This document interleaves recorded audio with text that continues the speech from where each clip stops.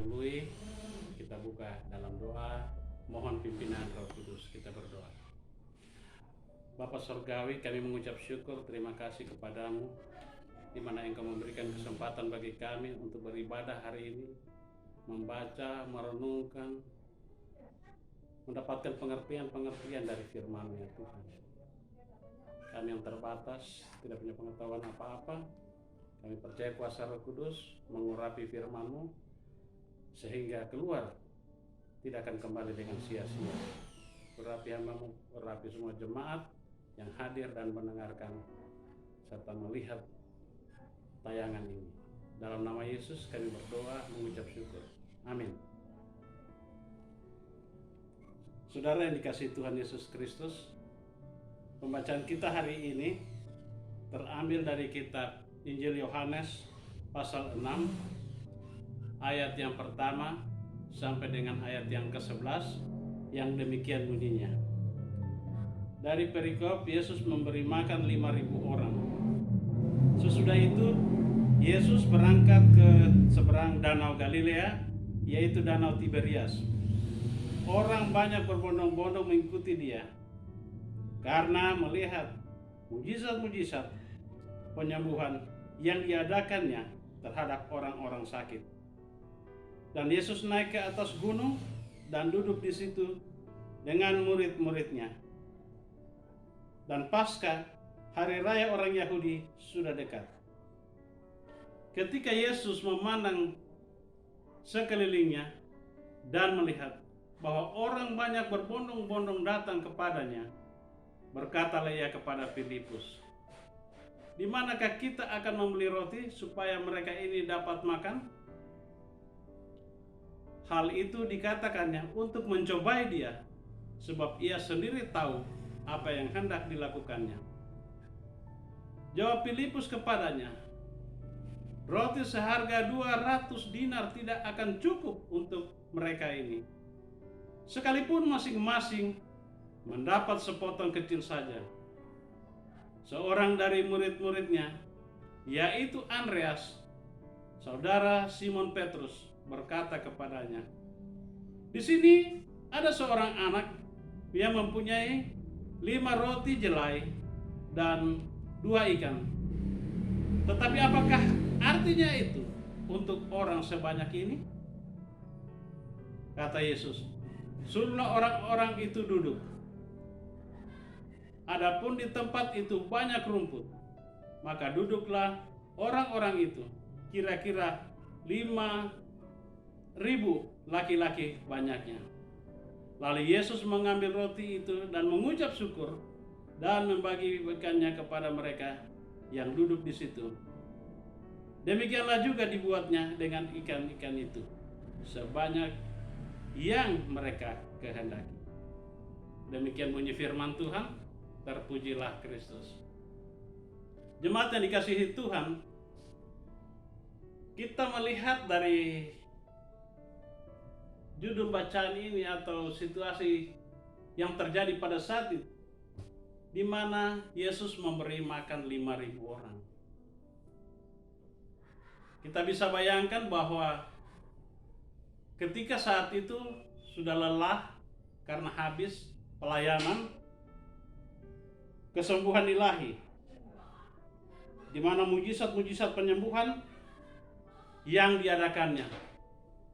Saya sudah bisa bayangkan kalau penyembuhan ilahi dengan ribuan orang itu sangat memakan tenaga dan energi yang luar biasa. Namun kita lihat bahwa yang hadir di tempat itu tidak buru-buru pulang, karena mereka masih takjub, masih memikirkan hal-hal yang terjadi tadi yang barusan mereka lihat dengan pandangan mata kepala sendiri, bahwa mujizat itu sungguh terjadi. Nah, ketika sudah waktu jeda, Yesus bertanya kepada murid-muridnya, yaitu untuk mencobai mereka.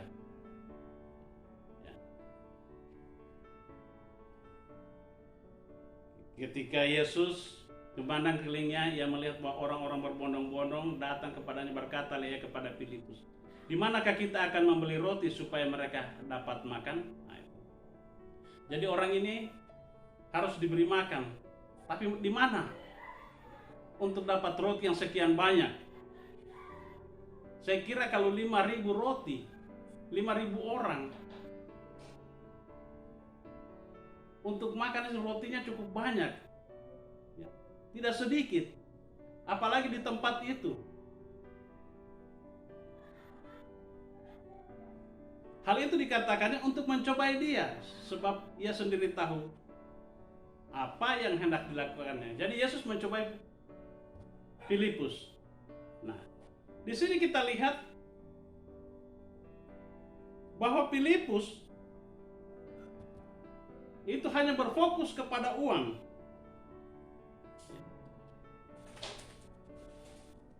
Hal itu dikatakan untuk mencobai dia, sebab ia sendiri tahu apa yang hendak dilakukannya. Jawab Filipus kepadanya, roti seharga 200 dinar tidak akan cukup. Artinya roti seharga 200 dinar di tempat itu tidak akan cukup juga untuk mereka makan.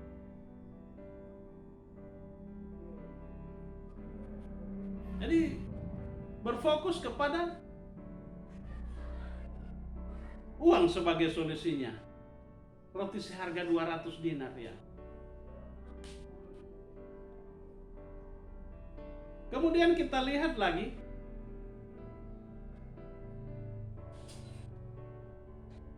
bahwa seorang dari murid-muridnya yaitu Andreas, saudara Simon Petrus, berkata kepadanya, di sini ada seorang anak yang mempunyai 5 roti jelai dan 2 ikan.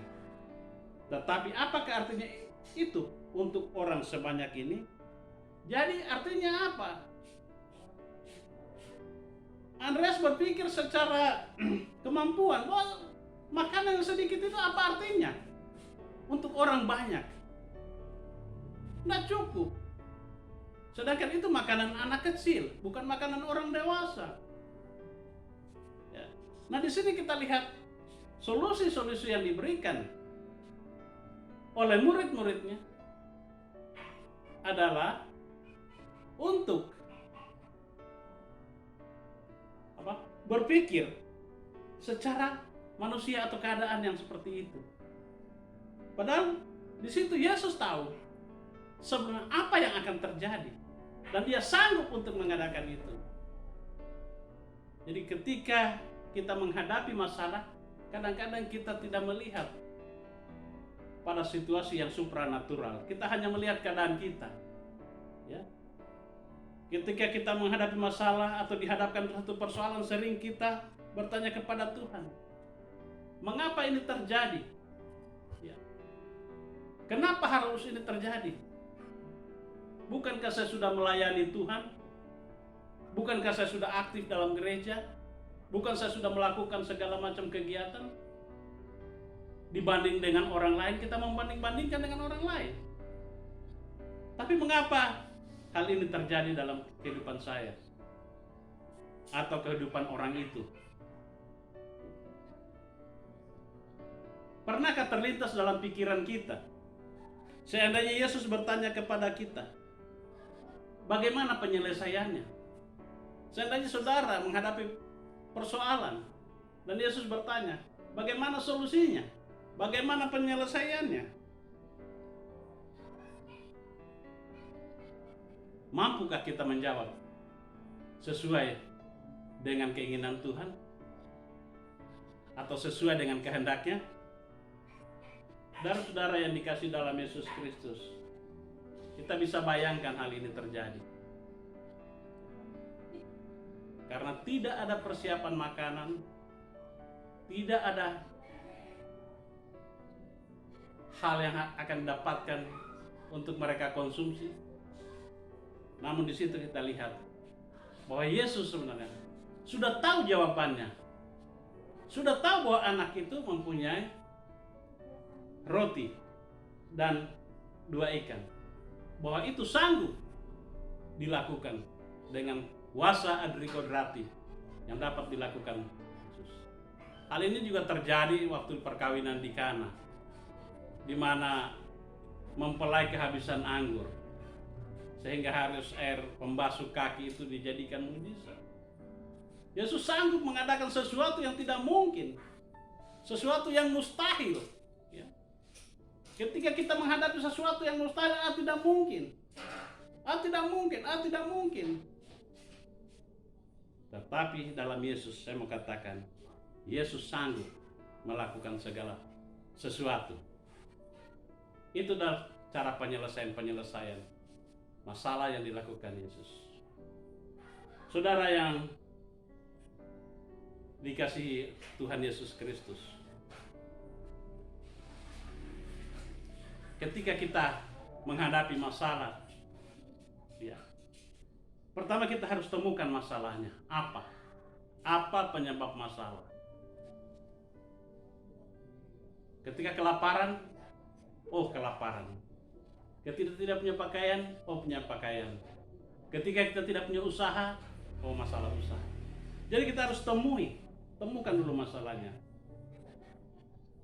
Karena sebenarnya di dalam Yesus sudah ada jawabannya. Sebagaimana murid-murid tadi, bahwa Yesus sudah tahu bahwa dia sanggup untuk melakukan. Tetapi dia tanya dulu, bagaimana solusinya menurut Anda? Menurut saya, menurut saudara bagaimana?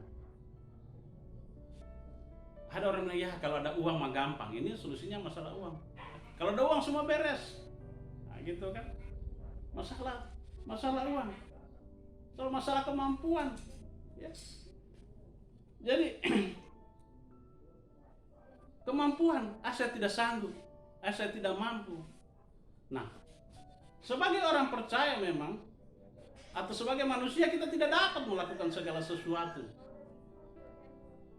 dengan kemampuan kita sendiri. Tetapi Yesus adalah jawabannya.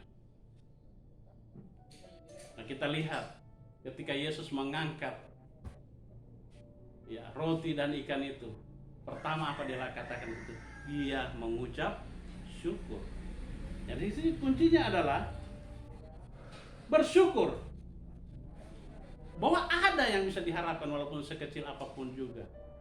Nah, sekecil itu pun Yesus sanggup mengadakan mujizat. Nah, kita bersyukur hari ini.